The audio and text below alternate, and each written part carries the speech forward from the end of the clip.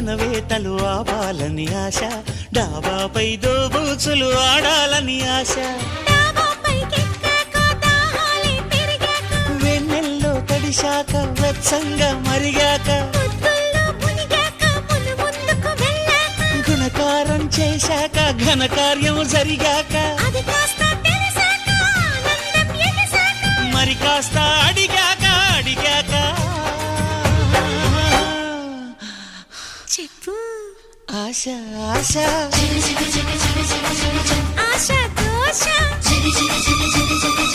తీర్చే ఆశ,